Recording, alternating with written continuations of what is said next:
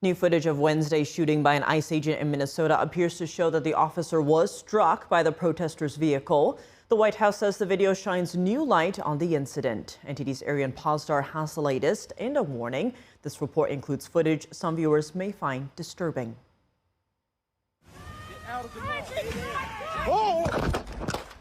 A new video obtained by Alpha News is providing a different perspective of the Minnesota ICE shooting on Wednesday.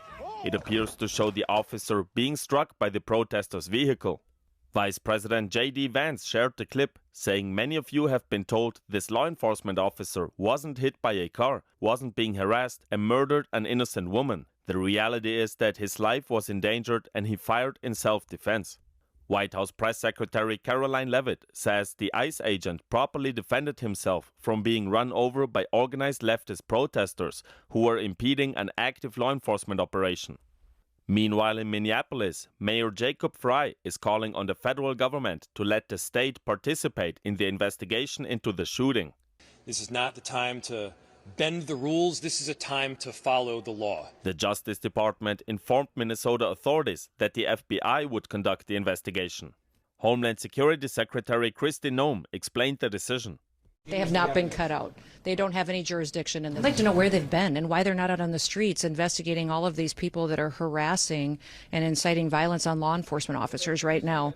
House Speaker Mike Johnson weighing in as well on Friday, saying a full investigation will take place. We all understand there has to be a full investigation. That's the appropriate thing. That will happen. Anti-ICE protests are now spreading from Minnesota to Oregon. That's after federal immigration officers shot and wounded 2 people in a vehicle in Portland on Thursday.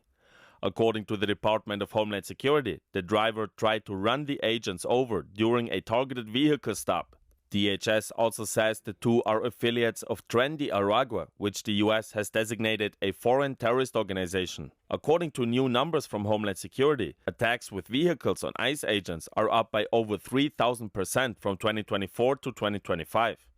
A spokesperson tells Fox News that the shooting was justified. Our law enforcement officers pulled them over as they were approaching the vehicle.